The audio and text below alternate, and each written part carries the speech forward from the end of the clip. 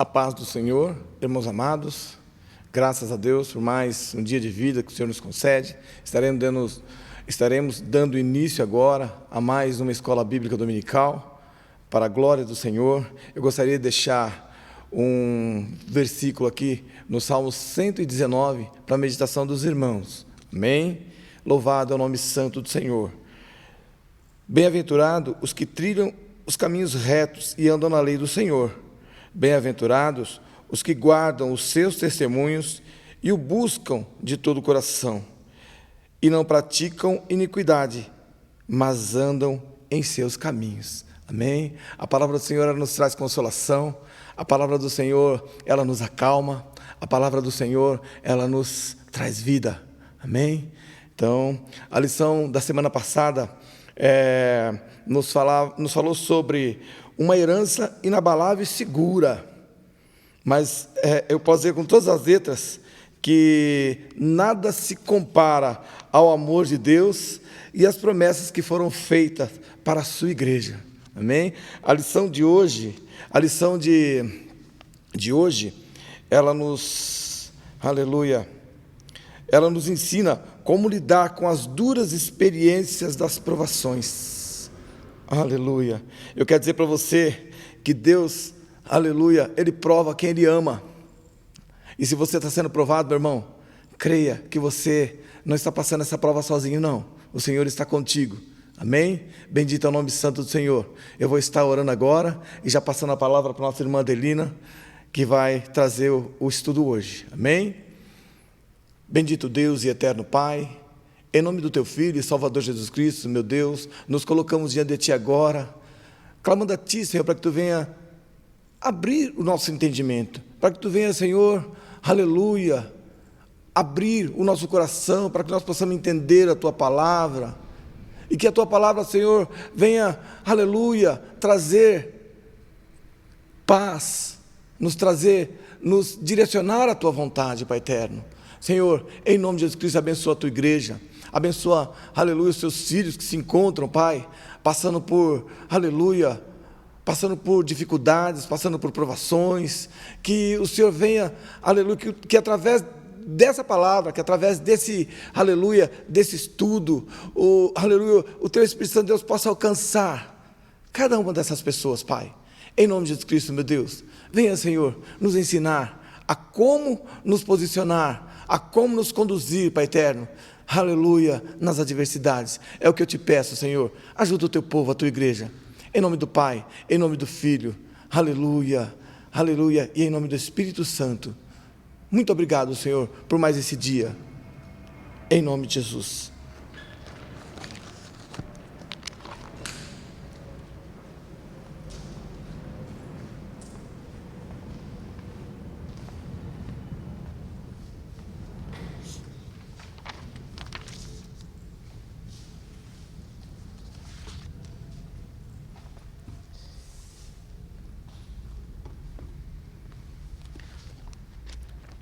Paz do Senhor para os irmãos. Me sinto honrada porque o Senhor nos trouxe a esse lugar. E porque as nossas vidas, elas adquiriram todo sentido por causa dos propósitos de Deus para a vida da humanidade e, particularmente, dos que estão aqui presentes. Há um grupo trabalhando, há irmãos em denodo, para permitir que essa imagem, que esse som chegue até vocês. Há irmãos que estão engajados para superar a crise imposta pelo Covid, a crise do distanciamento, e o Senhor encontrou lugar em nossa vida pela sua misericórdia, para nos instrumentar, para poder falar da sua grandeza. Isso alegra o meu coração, porque não há em nós nenhuma condição para se apresentar diante do Senhor e dizer: olha, eu sou capaz de fazer isso, eu posso fazer isso, eu quero fazer isso. Mas é maravilhoso o Senhor nos chamar e nos capacitar, e o Seu Espírito Santo agir na nossa limitação. Então, esse é o meu papel nesta manhã. Pela misericórdia do Senhor, permitir que o Espírito Santo haja na minha limitação, para que a minha alma também seja confortada, assim como a de todo o povo do Senhor. Nossa lição é uma lição, eu entendo, muito apropriada para os dias que nós estamos passando. E nós estamos em 1 Pedro, vamos começar no versículo 6, e vamos até o versículo 16. É uma lição que nos vai fazer pensar numa coisa que o ser humano não gosta muito de pensar. Às vezes achamos que nós temos o controle de tudo, que nós sabemos tudo, que nós podemos conduzir os fatos e que começo, meio e fim vai estar na minha mão. E a gente descobre que não é assim. Que há um Deus, que é Senhor, acima de tudo e de todos, e que Ele tem propósitos, que eu conhecendo Ele ou não, eu concordando ou não, eu aceitando ou não, seus propósitos são os mais sábios, são os mais poderosos, são os melhores, têm perfeição absoluta, e eu preciso me inclinar, eu preciso me curvar à soberania e à grandeza desse Deus, inclusive numa situação como a que estamos vivendo. Não é possível dizermos, um vírus apareceu em algum lugar do planeta, neste ou naquele país, certo? Nem ousaria dizer, foram os chineses, ou sei lá que nação foi. Não, não. Um vírus surgiu nesse planeta porque, de alguma forma, o Senhor autorizou. E mudou todo o nosso jeito de estar, de viver nesse mundo. Então, as pessoas estão se ajustando a tudo isso, a igreja está se ajustando a tudo isso, muita gente está se ajustando a muita perda. Nós já estamos chegando perto de 95 mil mortos em nosso país. Então, é toda uma situação aflitiva, fora do nosso controle, mas posso garantir, absolutamente no controle de Deus. Ele sabe qual o último cidadão no nosso país que vai sucumbir pela Covid. Ele sabe quantos dos seus filhos serão atingidos e quantos não. Mas Ele não faz isso pelo fato de escolher esse ou aquele para vê-lo sofrer gratuitamente. Não é assim que Deus trabalha. A lição traz um versículo-chave, que está em 1 Pedro, capítulo 1, versículo 7, e ela apresenta a nossa fé como algo precioso, mais precioso do que o ouro.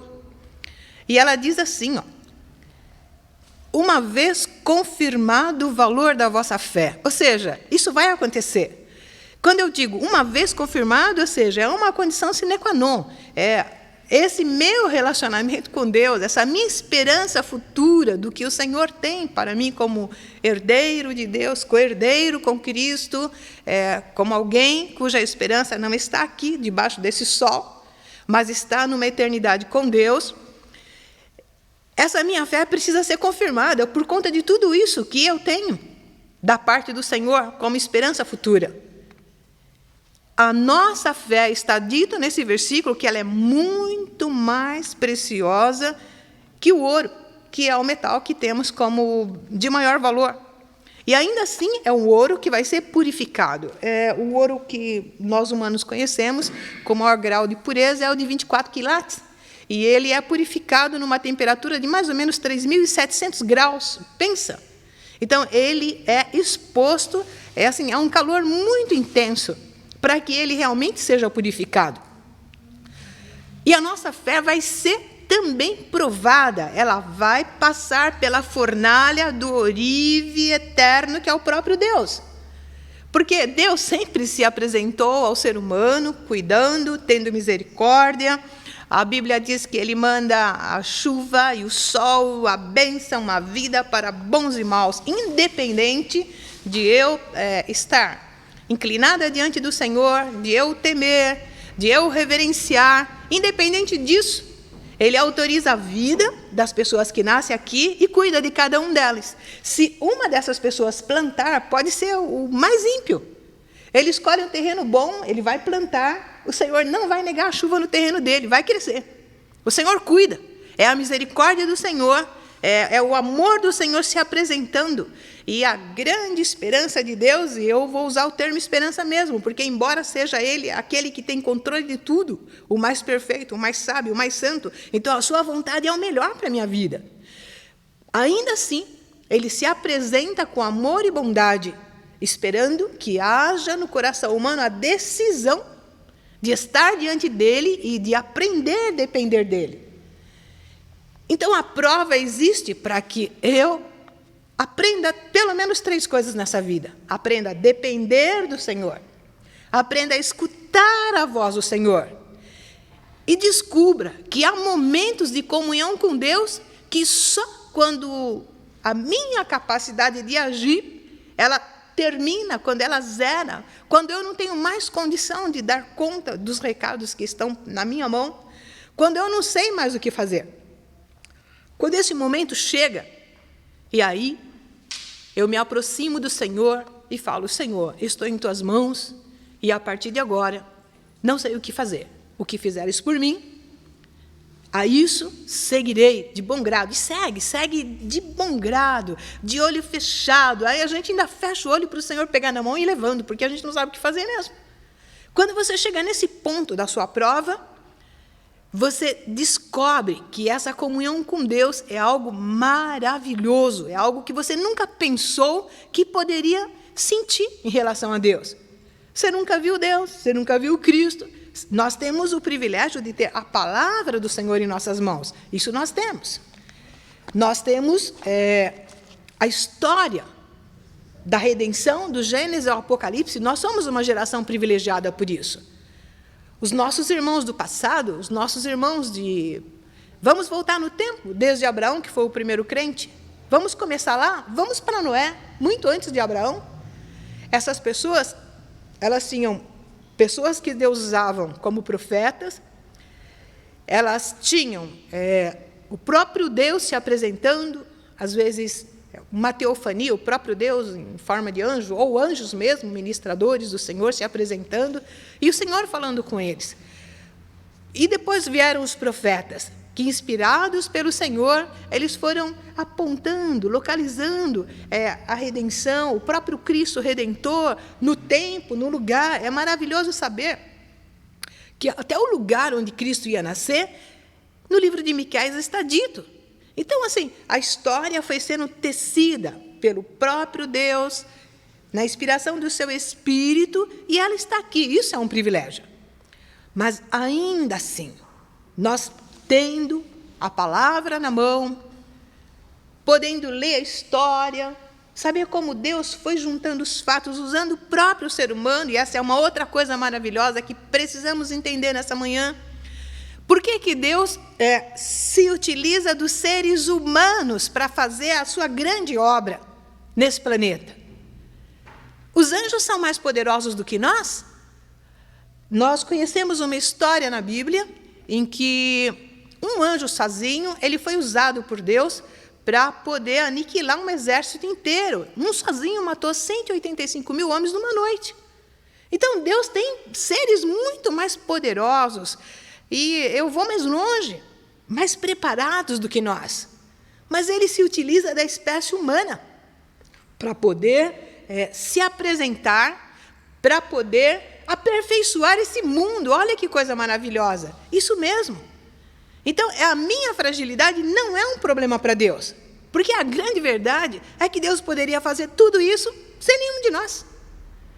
Mas Ele se utiliza de cada ser humano, Ele conta com cada ser humano para que a nossa vida tenha todo sentido. A nossa vida só tem sentido a serviço de Deus. Só tem sentido quando Deus atua na nossa vida, na nossa história, e aí, por causa disso, é que nós vamos vivendo nossas provas, nós vamos vivendo nossos enfrentamentos, e o Senhor conta com o ser humano, porque é esse ser humano que Ele sabe que pode ser moldado segundo a sua vontade.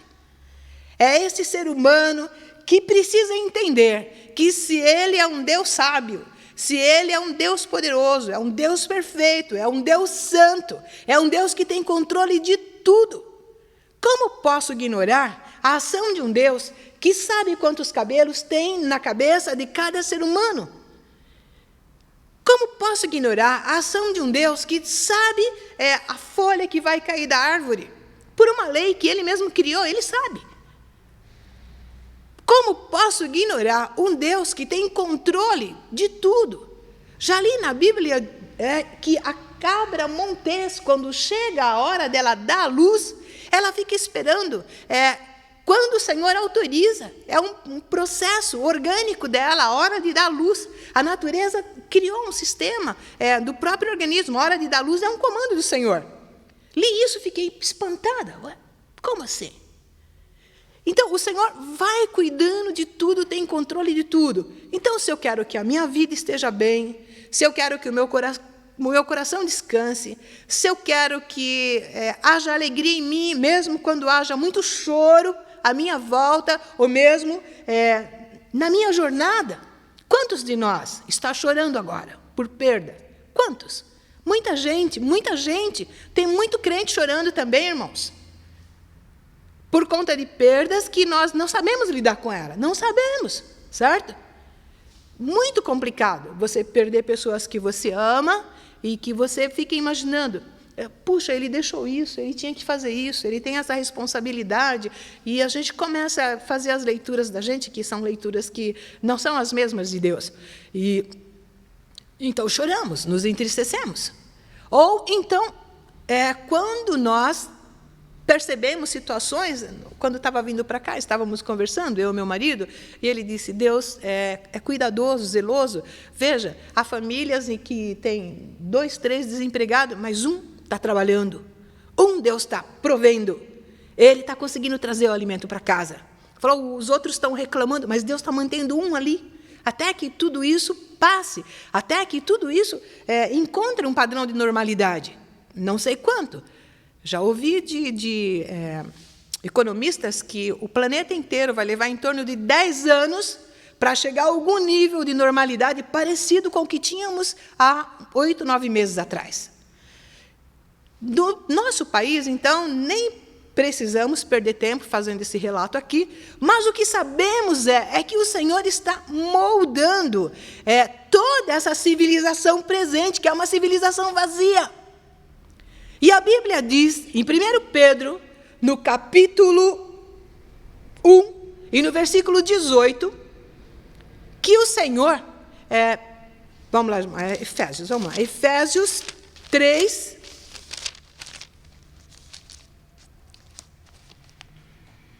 Não, 1 Pedro 1, 18 mesmo. Vocês sabem que não foi por meio de coisas perecíveis, como ouro e prata, que vocês foram redimidos da vossa maneira vazia de viver. Então, olha a preocupação de Deus de nos arrancar dessa forma vazia de enxergar a vida. Que tipo de civilização é que nós desenvolvemos hoje? Desenvolvemos uma civilização onde eu só me realizo se eu puder ter na mão tudo aquilo que eu tocar, tudo aquilo que os meus olhos enxergar, tudo aquilo que a mídia colocar como sonho de consumo. Então, eu me esqueci de Deus, eu me esqueci da eternidade, que é o bem maior. Eu me esqueci que há um Deus que controla tudo, que tem planos perfeitos para a minha vida, porque aqui embaixo tudo é muito rápido.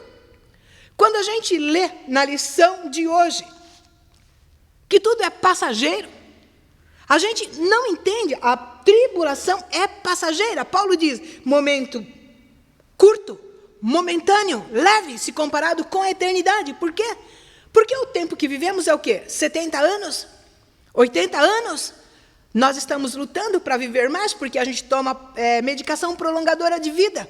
Então, algumas pessoas que são hipertensas, que no passado já teriam morrido, já teriam tido AVC e outras coisas, elas estão vivas, elas estão vivendo mais anos, mas porque elas estão tomando prolongadores de vida.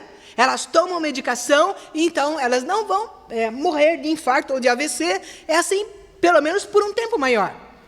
Mas a grande pergunta são elas mesmas que estão aumentando o tempo de vida dessas pessoas? Não! O Senhor permitiu que a medicação fosse criada, o Senhor permitiu que a ciência evoluísse, o Senhor permitiu que essas pessoas fossem cuidadas, para que essas pessoas vivessem um pouco mais. Porque o fato é que o Senhor controla o tempo de vida de cada um. Então, a minha vida está sob o controle do Senhor, e ela é curta e sofrida. Está escrito em Jó 14.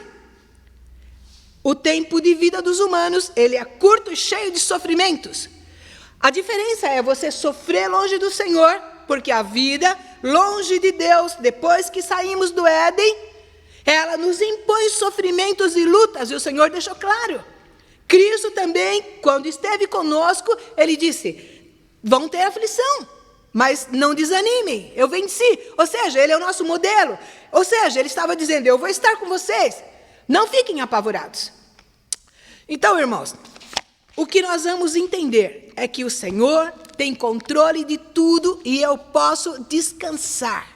Eu posso não estar exatamente feliz, porque essa gente que desenvolveu uma maneira vazia de viver, nossa civilização toda ela, dos mais ricos aos mais miseráveis, nós desenvolvemos uma maneira, um jeito vazio de vida, que ela mede felicidade e alegria a partir daquilo que as minhas mãos podem tocar e ter, a partir do que eu tenho na conta bancária, a partir da roupa que eu posso vestir, a partir do cardápio que ponho na minha casa, a partir da casa que eu posso morar, a partir do carro que eu posso ter. Mas Cristo um dia lembrou um ricaço orgulhoso da sua produção e falou para ele: se hoje pedirem a tua alma, todo esse seu jeito vão e vazio de viver, vai ser para quem? Onde você vai passar a eternidade? A eternidade comparada com seus 70, 80 anos de vida. Como você consegue fazer isso? E ele é chamado de louco por causa disso. Vem Cristo e nos resgata dessa maneira vã de viver e nos apresenta uma eternidade de glória. O versículo que nós lemos diz o seguinte: fé provada pela fornalha de um Deus que zela e que nos chama à perfeição. Quando a gente vê Gênesis 17, versículo 1,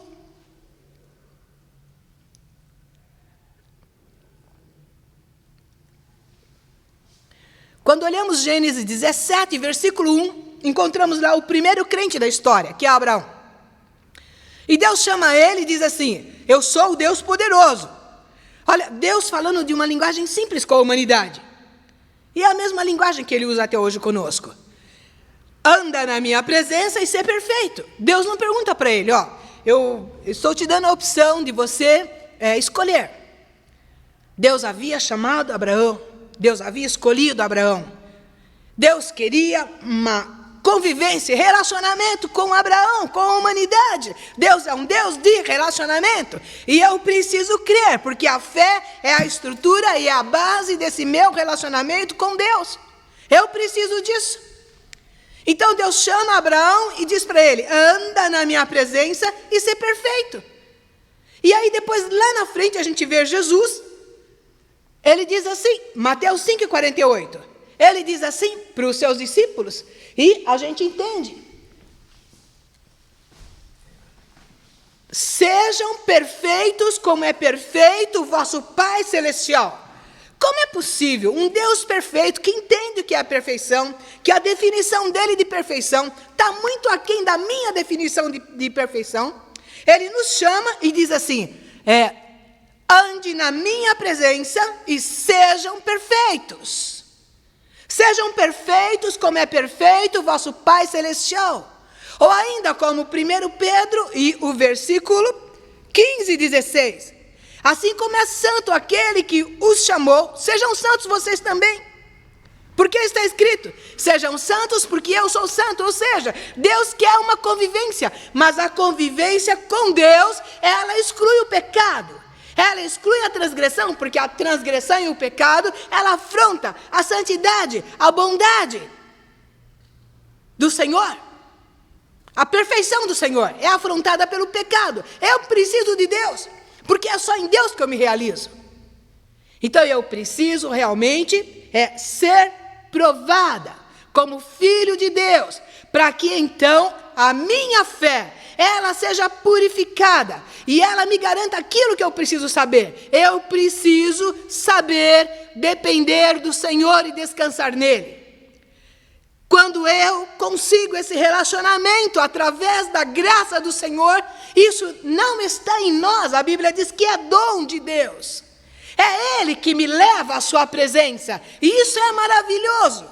Quando alguém diz, eu tenho sede de Deus, eu desejo a presença do Senhor, eu preciso da presença do Senhor, porque ele descobriu que a vida é bem melhor, que a vida tem mais sentido, que a vida tem segurança e alegria quando ele está na presença de Deus. Todo mundo que descobriu isso, ele costuma dizer, eu tenho sede da presença do Senhor. Mas ele entende que é a graça do Senhor que fez isso. É graça. Graça é um favor que eu não mereço. Não tenho como pagar, mas que me é oferecido gratuitamente. E é essa graça que me leva à presença do Senhor. E através da graça, eu sou purificado e santificado, através do meu enfrentamento diário. Onde eu vou descobrindo que eu tenho todas as limitações, que eu posso falhar, que eu posso errar, mas eu sou convidada à santidade. Eu sou convidada à perfeição por Deus, porque eu fui criada com esse propósito. Está escrito em Efésios capítulo 1, versículo 3. Nós fomos escolhidos nele, eleitos nele, desde a fundação, antes da fundação do mundo, antes da fundação do mundo, para sermos irrepreensíveis e perfeitos. Ou seja, esse é o projeto original de cada ser humano. Então, essa necessidade existe em nós. Sabemos que falhamos, sabemos que não podemos muita coisa, mas nos perdemos na nossa maneira vã de viver. Preste atenção, maneira fútil de viver, presos a efemeridades, presos a aparências de cantalamana e de casa.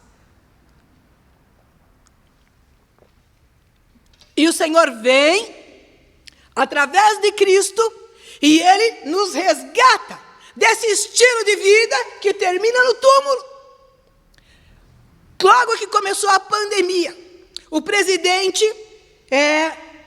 das empresas Bradesco, um português, rico que não sabia o que fazer com tanto dinheiro que tinha, faleceu de Covid logo das primeiras levas de humanos que foram ceifados pelo Covid, porque Portugal não tinha respiradores suficiente para todo mundo que adoeceu lá. E lá morreram pouquíssimas pessoas, mas entre os pouquíssimos que morreram, um presidente do Bradesco, idoso, pai de uma filha só, de uma grande fortuna, ele faleceu porque todo o dinheiro dele não deu condição de alguma nação liberar, na urgência, um respirador para ele.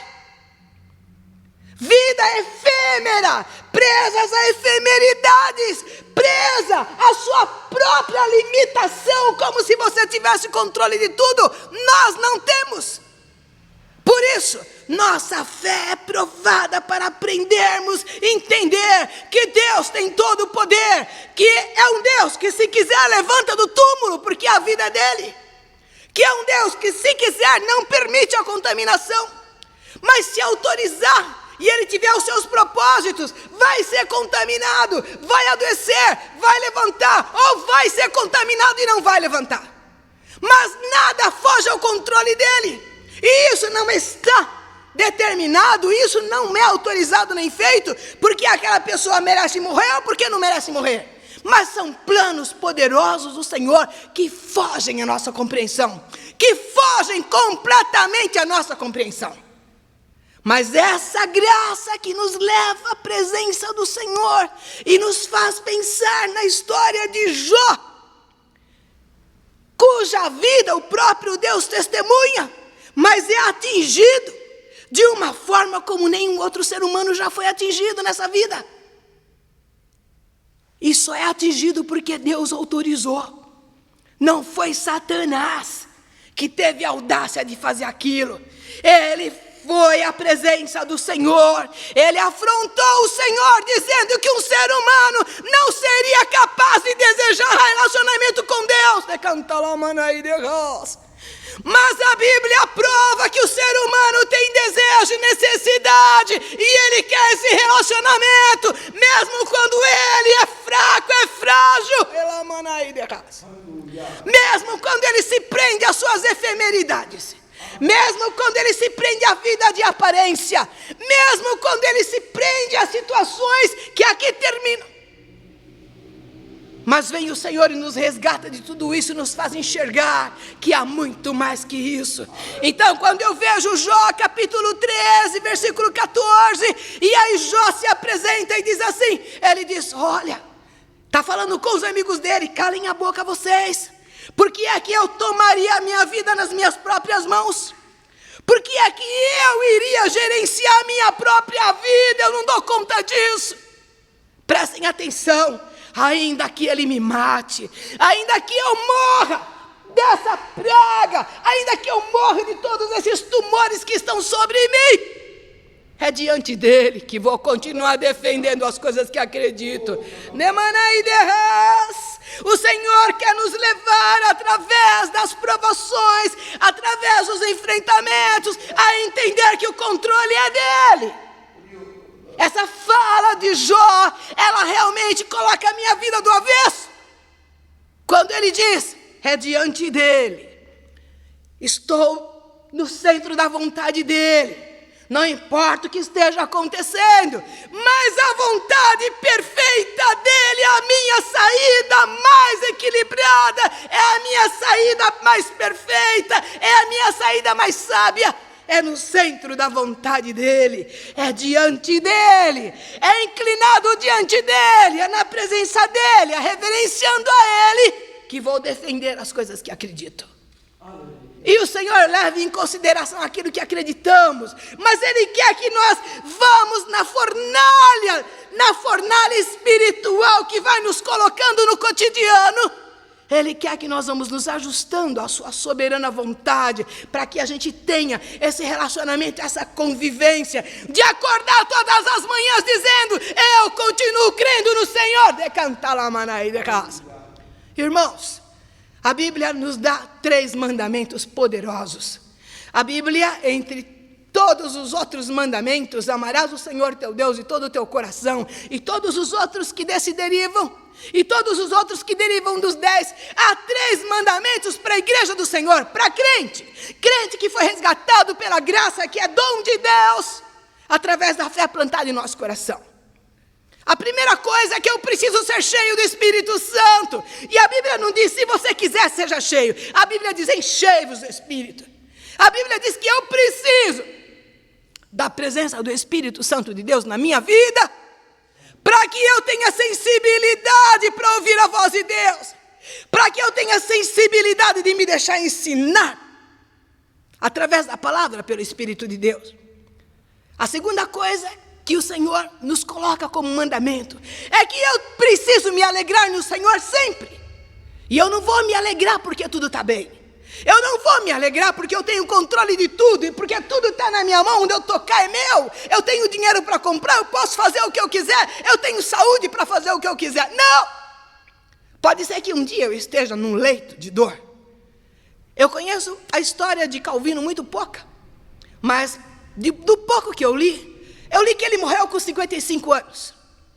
Eu li que Calvino, os últimos 2 anos da vida dele, as pessoas escreviam, anotavam o que ele ditava para transformar em livros. Perdeu a mãe com 6 anos de idade. Depois de adulto, quando casou, ficou só 10 anos casados, a esposa faleceu, e o único filho que teve faleceu, ainda muito criança. E assim terminou a vida dele com 55 anos. Como é que eu posso medir a misericórdia de Deus por essas efemeridades que passam? Eu não posso. Deus usa a história humana para que eles entendam que Deus está acima de tudo isso, que aquilo que realmente tem valor, a glória futura, aquilo que é muito mais poderoso, muito mais rico do que o ouro, não é aqui que está na herança do próprio Deus, que Ele nos oferece através de Cristo. Irmãos, por que a gente fica entendendo, achando que crente não está sujeito à prova? Está, irmãos. Eu li, quando estava estudando teologia contemporânea, a respeito de um pastor alemão, um teólogo alemão, ele chamava Dietrich Bonhoeffer. E quando a Alemanha nazista, ela implantou na Alemanha o projeto nacional socialista, e ela foi ajustando não só os alemães, como o mundo inteiro, aquela ideologia deles, de que eles eram a raça pura, e de que deveriam ser dominados pelo mundo, e saíram fazendo todas as atrocidades que a gente conhece através da história. A própria igreja evangélica alemã foi atingida, ao ponto de que só pastores arianos, ou seja, loiros, brancos, altos, perfeitos, de olhos azuis, poderiam ser consagrados, ordenados a pastores. E esse teólogo, ele não concorda com isso. Ele bate de frente, ele começa a proteger irmãos, ele começa a proteger pessoas que estão sendo preconceituadas, que estão sendo perseguidas, e ele acaba indo para a clandestinidade de uma igreja, e mesmo ele começa a ensinar na clandestinidade, porque ele era um teólogo. E ele acaba num campo de concentração, e com 39 anos de idade, ele morre enforcado num campo de concentração alemã. Eu quero dizer, irmãos, que isso não tem nada a ver com a pessoa ou o crente ser. Ele merece mais, ele merece menos, ele é mais fiel, ele é menos fiel. Não! Deus tem seus propósitos. Hoje nós estamos aqui falando a história desse homem. Morreu em 9 de abril de 1945, que nós não conhecemos. Mas foi um servo de Deus que viveu uma vida piedosa, afrontando um regime que desrespeitava a própria vida. Teve coragem, em nome do Senhor e como filho de Deus, para se posicionar. Veja, irmãos, são esses enfrentamentos cotidianos que vão colocando a sua fé na fornalha que purifica ela. E assim o Senhor vai levando. Então vamos mais para frente, porque às vezes eu entendo o que o Senhor quer para mim, mas na hora H o meu coração treme de medo, e eu me lembro de Jacó. Havia perdido já José. E praticamente 22 anos depois, que José já havia desaparecido da vida dele, e ele não sabia se estava vivo, veio a fome, e os irmãos dele foram comprar comida exatamente onde José estava, e não sabia que era ele. José os reconhece, pergunta pelo pai, e diz: tem irmão mais novo? Tem, traz ele aqui para comprar comida, da próxima vez tem que trazer. Jacó está com muito medo quando sabe que o outro filho mais novo corre o risco também de se perder como José. Na cabeça dele, entendia que se havia perdido. Eu acho que tenho controle de tudo, e eu não tenho. José achava que tinha, Jacó achava que tinha, não tinha. Achava que José havia morrido. José estava vivo e sendo usado por Deus para livrar o mundo inteiro da fome. E ele não tinha essa noção. Presta atenção, irmãos. Nunca se arrogue esse direito ou esse saber de que eu tenho controle, eu vi, eu fiz, é assim. Não, entra na presença do Senhor e diz: Senhor, me diz como eu faço, porque eu não estou entendendo. E ele tem medo de mandar o filho mais novo.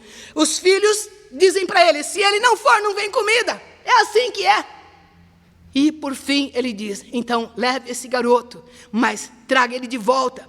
Judá diz para ele: olha, se eu não voltar com ele, meus 2 filhos estão com o Senhor pode dar fim na vida deles. Ele estava dando uma garantia. Outra loucura, quando eu tento resolver os meus problemas que estão fora do meu controle, a partir da minha capacidade de fazer, mas distanciado da misericórdia do Senhor, eu erro muito mais.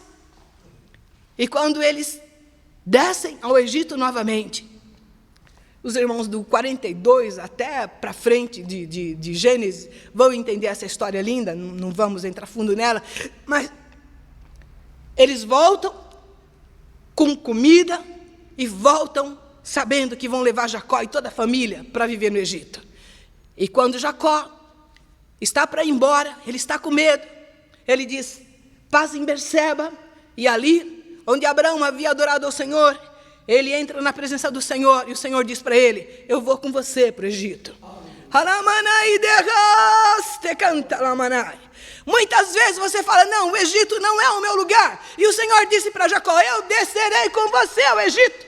E lá no Egito, esse filho que você chora por ele até hoje, porque ele desapareceu da sua vida há 22 anos, é ele que vai fechar os seus olhos quando você morrer. E ele tinha 120 anos de idade quando ele ouviu de Deus essa fala: eu desço com você para o Egito. Eu quero dizer para os irmãos que o Senhor prova aqueles que o amam, irmãos. Tá bom, então vamos para a história de Paulo, irmãos.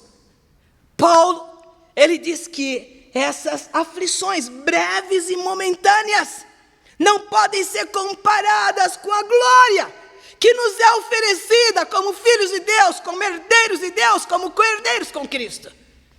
E Paulo disse o seguinte, capítulo 11, ele diz o seguinte, olha, ele disse, sou judeu, sou israelita, sou servo do Senhor Jesus Cristo, trabalho muito, quando fui açoitado mais duramente que os outros. E ele começa a relatar a história dele. Ele disse, olha, eu fui açoitado 5 vezes, e nessas 5 vezes, era 40 menos 1, levei 195 açoites. Irmãos, pensa na quantidade de cicatriz que tinha no corpo de Paulo. Ele disse, fui preso 3 vezes. Ele disse, sofri naufrágio. Sofri surra de varas por 3 vezes. Ele disse, eu fiquei acordado muitas noites sem dormir. Uma vez enfrentei a fúria do mar, um dia e uma noite, sem parar. E ele vai dizendo tudo que ele passou. E aí ele diz o seguinte, tudo isso é leve e momentâneo, não pode ser comparado com a glória do porvir. E agora, vamos pensar um pouco nisso. Quando a gente lê a história de Paulo, a gente fica maravilhado e fala, olha que instrumento poderoso, essa é uma pessoa que Deus levantou, que Deus honrou, que Deus guardou, que Deus revestiu, que o Espírito Santo encontrou lugar para usar, mas nenhum de nós queria viver a história de Paulo. Nenhum de nós iria querer passar o que ele passou, irmãos. E ele diz, tudo isso passa, mas o que eu tenho no céu não dá para comparar. E ele mesmo um dia disse, olho não viu, ouvido não ouviu, não subiu ao coração do homem, a mente não é capaz de imaginar aquilo que o Senhor preparou para aqueles que eu amo. Mas um dia, quando Paulo estava muito incomodado com o sofrimento no próprio corpo, ele orou 3 vezes, e o Senhor não deu a resposta que ele queria. Nem sempre a resposta que eu quero, ela vai vir. Porque o Senhor tem propósitos maiores. E o Senhor diz para ele, a minha graça te basta. Irmãos, todos os dias da nossa vida, todo o tempo da nossa vida, é a graça do Senhor que vai nos bastar. É ela que vai nos sustentar. Acompanhei a história de uma irmã, há uns 20 anos atrás. Ela perdeu 3 filhos em 6 meses. Uma irmã humilde, simples. A alegria dela, ela não era pessoa de ficar se espalhando muito, falando muito, mas era comum ver aquela irmã nos cultos cantando com alegria, cantando no coral, uma irmã humilde, já de certa idade, e em 6 meses Deus recolheu os 3 filhos adultos que ela tinha. Um deles num acidente de trânsito, o outro num assalto na porta da casa dela, e a filha, que a netinha ela cuidava. Marido violento um dia entrou e matou a filha facada nos braços dela, na porta da casa dela. Essa irmã chorava como uma criança, mas ela ia para a igreja e falava, aqui é o meu lugar de chorar. Ninguém nunca soube explicar, ninguém nunca saberá explicar, mas o fato é que a gente se rendia ao Senhor, olhando aquela senhora ali, procurando o colo do Senhor, para poder administrar o que ela estava vivendo. Isso se chama fé provada, irmãos.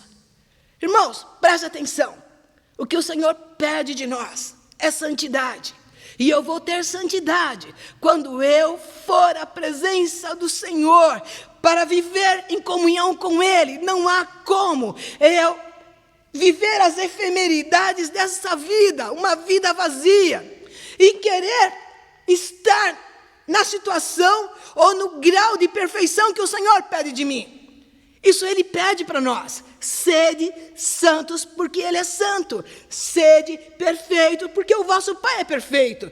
E eu só vou conseguir atingir santidade e perfeição quando eu estiver na presença do Senhor, como Ele disse a Abraão, anda na minha presença. Quando ando na presença de Deus, e eu posso fazer isso através da palavra do Senhor. Eu preciso fazer isso através da palavra do Senhor. Quando eu faço isso, eu chego à perfeição que nos é proposta pelo próprio Deus. Ainda, irmãos, nós vamos poder prestar atenção esse significado de santidade para a nossa vida proposto pelo Senhor.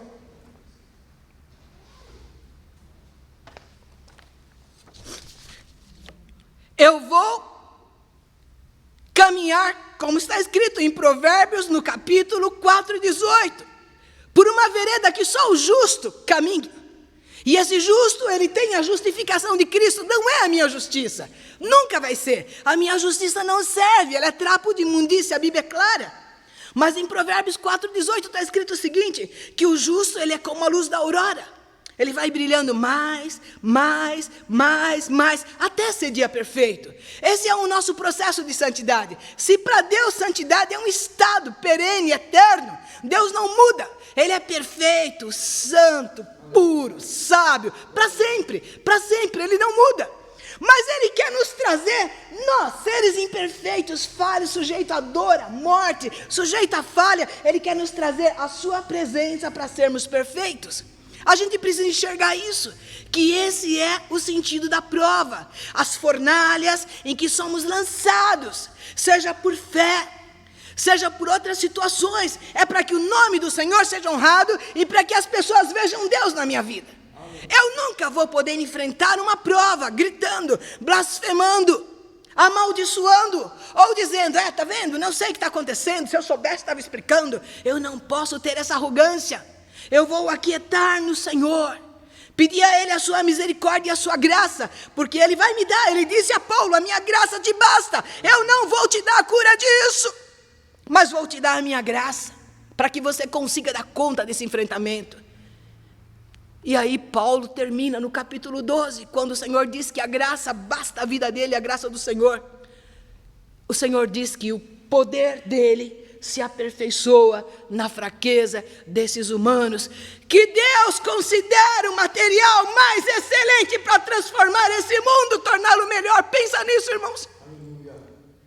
Por que os anjos ficam tão curiosos com o mistério da graça, resgatando os humanos? Está escrito em 1 Pedro, capítulo 1, e no versículo, final do versículo 12, no finalzinho do versículo 12. Por que tanta curiosidade? A eternidade conhece a história da raça humana. Os anjos estão cansados de ver o que os humanos fazem. Eles sabem de todo estrago. A própria natureza geme por causa da destruição que nós somos capazes de fazer aqui. Mas Deus continua contando com esse ser humano, como se ele fosse o material mais excelente para mudar tudo isso. E Ele convida a perfeição e a santidade, porque Ele sabe que plantou em nós coisas poderosas que estão sob o seu controle, e que Ele pode usar, primeiro em convivência com Ele, em comunhão com Ele, e por fim, irmãos, para a restauração completa de nós mesmos, através de Cristo, através da sua palavra, através do Espírito Santo. Pensa, irmãos, Deus usa a raça humana. Vamos tentar entender isso melhor. Eu sei que eu poderia item a item discorrendo essa lição, mas o Senhor está nos fazendo pensar numa coisa muito além de tudo isso. A partir disso, mas muito além. Como é que eu fico imaginando tudo o que está acontecendo conosco e Deus usando os seres humanos para correrem atrás da cura? Eles chegarão lá sim, porque o Senhor vai autorizar, mas é Deus usando a raça humana para modificar tudo isso, o material mais excelente que Ele pôs aqui, desde que esteja no centro da sua vontade. Quanta bênção! Quantas coisas poderosas poderiam acontecer nesse planeta que não aconteceram se a raça humana estivesse no centro da vontade de Deus, que é perfeita e boa. E não é assim que acontece. Mas somos chamados todo dia, como cristãos todo dia, sejam santos, se separem do pecado, não se amoldem ao mundo. Está escrito no texto que estruturou a lição toda hoje. Romanos 12, versículo 2, não vos conformeis com este mundo, o vosso pensamento não pode se amoldar. O Senhor nos dá um outro padrão para a gente poder se modificar e se ajustar aos planos do Senhor. Quando a gente vai para Filipenses 4, versículo 8, o Senhor está dizendo que nós precisamos pensar em coisas que constroem e que edificam.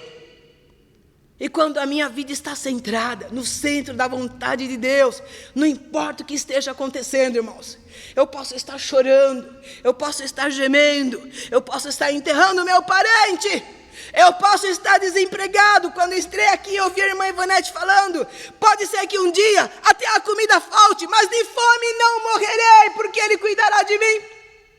E se eu tiver que sucumbir, até por inanição, porque faltou víveres e alimentos, o Senhor vai me ensinar a fazer isso com dignidade.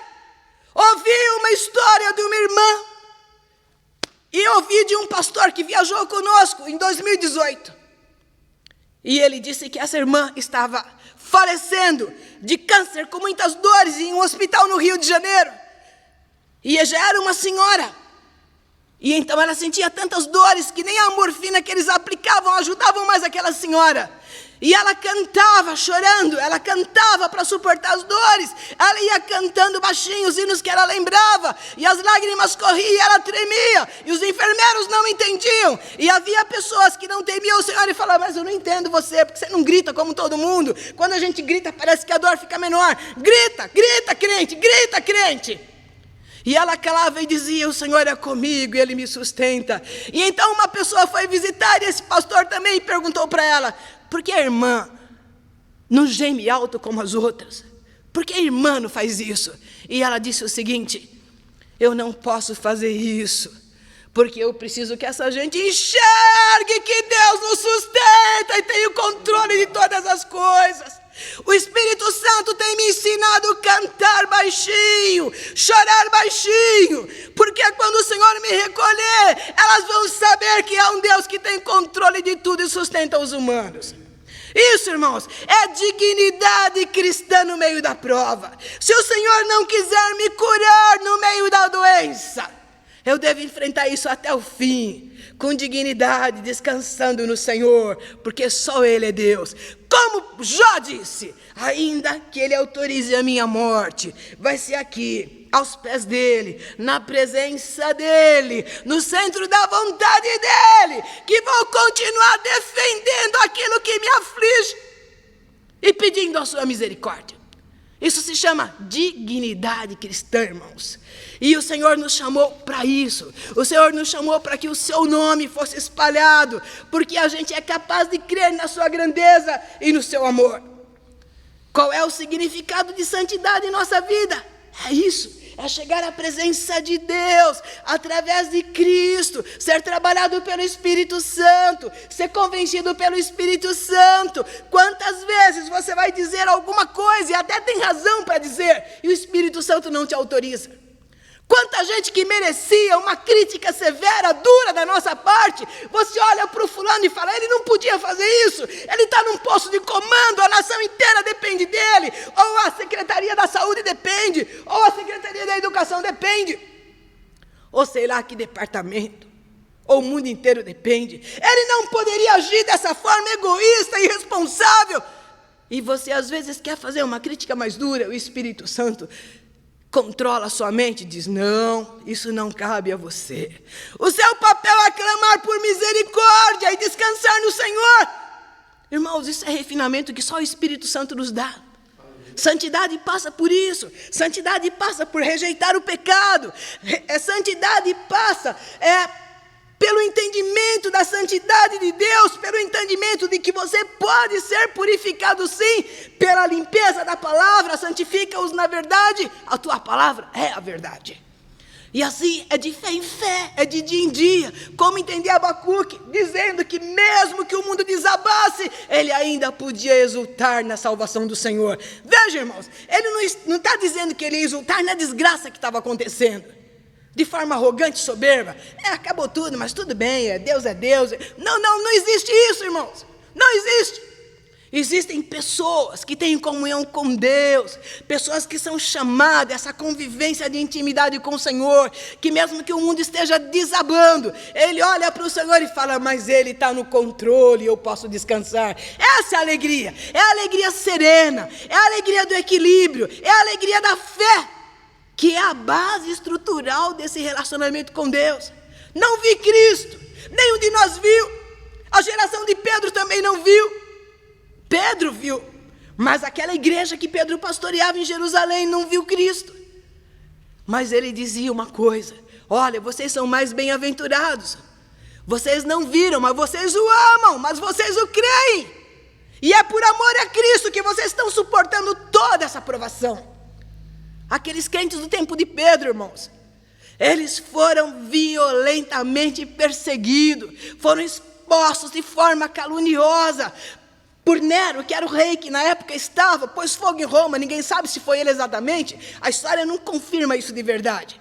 Mas ele resolveu punir os cristãos, botou a culpa neles, amarrou cristãos nos postes e pôs fogo para iluminar a cidade. E fora o número de cristãos que foram presos, que eram lançados nas arenas para serem comidos por animais. E ele diz assim: olha, vocês não viram Cristo, mas vocês amam a Cristo, creem em Cristo. Fé provada, fé acima das efemeridades e das aparências que esse mundo nos oferece. Isso é ser crente, irmãos. E o Senhor está nos chamando a isso, essa geração está sendo chamada a isso. Porque nós estamos caminhando para um mundo muito mais vazio e mais fútil do que estamos vendo. Muito mais. Quem pode pagar acha que pode. E a pergunta é: eu posso realmente pagar aquilo que eu considero conforto e bem-estar? Eu posso. E o que é conforto e bem-estar? Numa vida como essa que foi desenhada no mundo que nós vivemos. Conforto, bem-estar. É segurança em Deus. Conforto, bem-estar. É a salvação que Cristo nos ofereceu. Conforto, bem-estar. É saber que um dia tudo isso vai ser mudado, vai ser transformado. O Senhor assume o controle. A vida vai ser plena, porque alcançaremos a plenitude de Cristo. E se formos para Efésios capítulo 3 e o versículo 19, lá está escrito que o amor de Cristo é algo que a gente não consegue entender. E não é, irmãos. Um Cristo que se oferece muito antes do mundo ser criado para nos resgatar, quando nós nem existíamos, porque sabíamos que poderíamos incorrer em todos os erros que estamos incorrendo, em todas as situações que estamos incorrendo. Do contrário, porque Cristo teria se ofertado antes da fundação do mundo? Essa conversa existiu sim, entre Deus, o Espírito Santo e Cristo, antes da fundação do mundo. E o Espírito Santo me autoriza a inferir nessa conversa. É como se fosse dito uma coisa assim: mas eles vão falhar, eles vão falhar. E Cristo disse: eu banco a expiação, eu banco esse sacrifício necessário para resgatá-los, porque eu sei que eles podem chegar à perfeição e à santidade para conviver conosco. Como ele disse em João 17: Pai, que eu e tu sejamos um, e eles sejam um em nós. Esse é o amor que nos une a Cristo. Quando a gente vai para Romanos 28, versículo 28, Romanos 8, versículo 28, 29 até o 35, o que está escrito lá?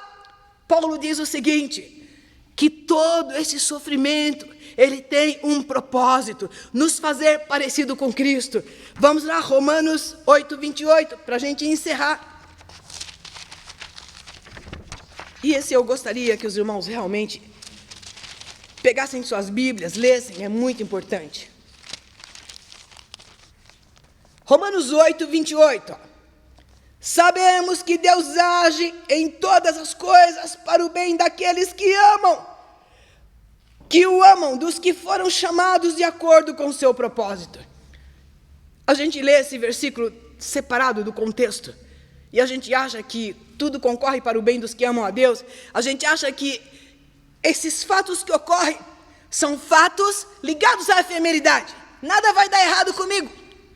Eu não vou ter nenhum problema, tudo vai dar certo, porque eu obedeço ao Senhor, como se eu dissesse: Ele tem obrigação de fazer a minha vida não ter nenhum sofrimento e nenhum choro. Só que o meu choro e meu sofrimento, ele é decorrente da natureza adâmica, quando os meus ancestrais se separaram do Senhor. E ele diz: tudo concorre para o bem daqueles que amam a Deus, dos que foram chamados pelo Senhor. de acordo com o seu propósito. Qual o propósito do Senhor?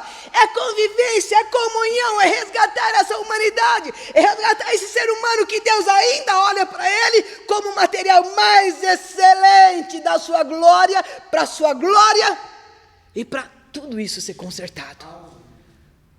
Só que o versículo seguinte diz assim, ó: pois aqueles que de antemão conheceu também os predestinou para serem conforme a imagem do seu Filho. Então, peraí, irmãos, o que está escrito aqui é o seguinte, que o Senhor usa todas as situações, todas as circunstâncias, os nossos enfrentamentos, os nossos desempregos, os nossos medos, as nossas dores, os nossos choros, as nossas doenças, as nossas inseguranças, tudo isso é usado para que a gente se torne parecido com Cristo. Está escrito aqui, ó, para que a gente seja conforme a imagem do seu Filho. De novo, o Senhor usa tudo que está no nosso entorno, em nós, na nossa vida, nos nossos projetos, para nos fazer parecidos com Cristo.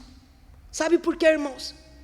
Porque Cristo é o primogênito de todos os irmãos que foram ganhos na cruz e fomos levados ao Senhor como igreja do Senhor. Daí a grande curiosidade dos anjos: como é isso? Uma graça que é capaz de interferir em todas as circunstâncias e situações humanas, e disso fazer ferramentas e instrumentos para trazê-los à presença do Senhor, para dobrá-los diante da soberania do Senhor, para entender que o Senhor os ama e tem o melhor para a vida deles. Aleluia. Irmãos, concluindo isso aqui, eu vou dizer uma coisa para os irmãos: nenhum de nós foi chamado para viver efemeridades. Não se iludam. O fato de você ser dizimista não obriga Deus a ser o seu mordomo. Se você não dizimar, Deus levanta outro que vai olhar com misericórdia para a obra do Senhor. Deus não precisa do nosso dinheiro. Quem precisa? Essa estrutura física aqui, só isso. São os irmãos necessitados ou as pessoas necessitadas. O Senhor move o coração do seu povo para que abençoe com aquilo que o Senhor deu. É o Senhor que nos dá o nosso salário, o nosso emprego, a nossa saúde, nossa roupa, a nossa casa, o nosso carro. Tudo é dele, irmãos, tudo é dele. Então, Ele move o meu coração para alcançar aquele que necessita, para alcançar a necessidade física dessa estrutura toda. Mas se eu endurecer o meu coração e não quiser fazer isso, o Senhor levanta outro, irmão, ponto. É assim que é. Deus não vai barganhar comigo dessa forma. Deus ofereceu o que Ele tinha de melhor, que foi o seu Filho, cujo valor é incalculável, impensável. Ninguém consegue explicar ou botar em números o valor de uma alma, e Ele foi lá e pagou através de Cristo. Como Ele barganharia comigo por causa da minha oferta, do meu dízimo, do meu voto? Não! Ele me quer em sua presença, em estado de santidade e perfeição, para viver para a glória dEle, para ser objeto de bênção para mim e para os demais. Foi dessa forma que fomos chamados. Então, irmãos, crente não está imune, crente não está isento de dores, mas ele tem um Deus que sustenta, tem a graça e tem o Espírito Santo que vai conduzindo a história dele, que dá dignidade a ele até para morrer, no meio de dores ou de choro. Mas quando a sua hora chega, não importa em que condição, irmãos, se num atropelamento, ou se num hospital, no meio de muitas dores, ou na solidão de um Covid, não importa. O que importa é que ele não está sozinho, a presença do Senhor está com ele. E ele é capaz de descansar na grandeza de Deus, porque ele entendeu que a melhor forma de viver é centrado na vontade do Senhor. E o que o levou a reconhecer, o que o levou a entender isso, a reconhecer isso? Foram as lutas, foram os enfrentamentos que foram mostrando para ele que o que ele pode é tão pouco, é quase nada. Então ele precisa convivência com o Senhor, ele precisa da bondade do Senhor, ele precisa se render à grandidade, à perfeição do Senhor, ele precisa se render ao poder do Senhor, porque é esse poder que se aperfeiçoa na nossa fraqueza e nos busca como ferramenta de bênção, não só para mim, mas para o mundo à minha volta. Um Deus que faz o que quer e como quer. O juiz de toda a terra, como está escrito em Gênesis 18, E o versículo 5, acredito. Ao juiz de toda a terra, irmãos, eu devo questioná-lo. Eu devo... vou entender o que ele quer primeiro, porque não é assim não. Espera aí. Eu não estou falando de religião, estou falando de arrependimento, de ter se distanciado do Senhor e entender que Ele é Deus e que Ele me ama. Então, o juiz de toda a terra, o que eu devo a Ele é fé e obediência, porque Ele tudo pode e ainda me ama. Pode fazer o que quiser. Então, eu devo só obedecê-lo quando Ele quiser e como Ele quiser. Por que eu tenho que fazer isso? Por causa dos seus propósitos. A Bíblia diz assim: eu conheço os pensamentos que tenho a respeito de vocês, são de bem e de paz. Como vou entender se não for por fé? Como vou entender se não for pela graça?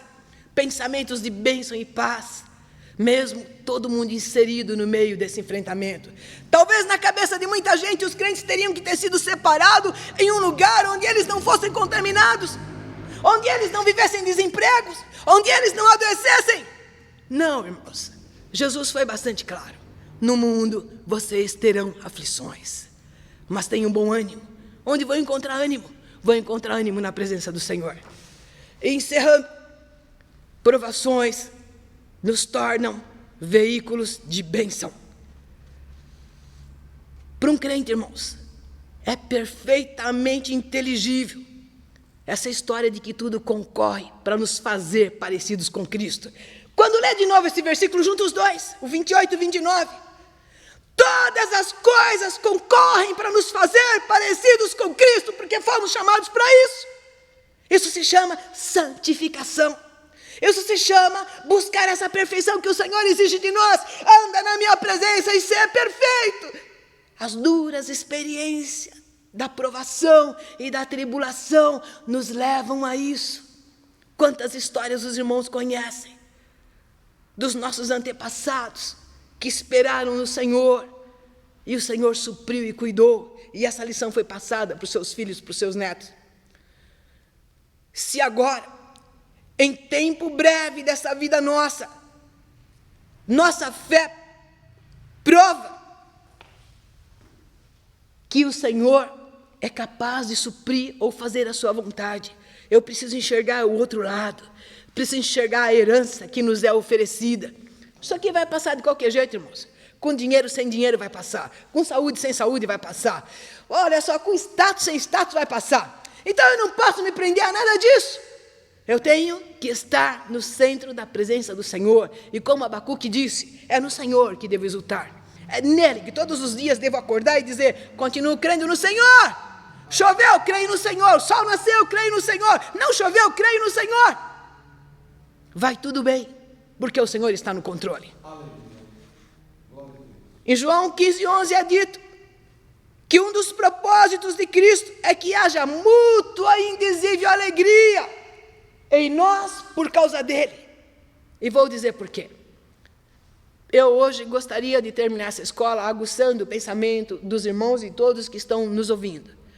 Pensa num Cristo de Deus anunciado no Éden, no dia em que um estava jogando a culpa no outro por causa da queda humana, e o Senhor diz que Ele tem solução. E Ele fala a respeito de Cristo naquele dia. Ele fala na frente de Adão, de Eva, da serpente. Ele fala de Cristo naquele dia. E esse Cristo, novamente, lá em 1 Pedro 1, versículo 18, nós acabamos de ler, que esse Cristo, Ele se oferece muito antes da gente existir, muito antes disso. Mas aí quando a gente vai em Efésios 3, versículo 19, diz que o amor desse Cristo é alguma coisa que a gente não compreende. Alguém que se oferece e já antevê a minha condição de necessidade e fragilidade e diz: eu sou a solução. Eu queria dizer para todo mundo que pode me ouvir agora, para todos os crentes que estão me ouvindo, pequenos e grandes, Cristo ainda é a solução. É a solução para o pecador rebelde, é a solução para o viciado e perdido, é a solução para os lares desmontados. Você pode usar a desculpa que você quiser. Tem muita gente dizendo: o confinamento está destruindo casamentos, o confinamento está destruindo a paz, o confinamento está destruindo empregos, estruturas econômicas. Irmãos, tudo isso são desculpas de pessoas separadas do Senhor, que são incapazes de gerenciar os próprios enfrentamentos. Demanai de Deus! Eu queria dizer uma coisa.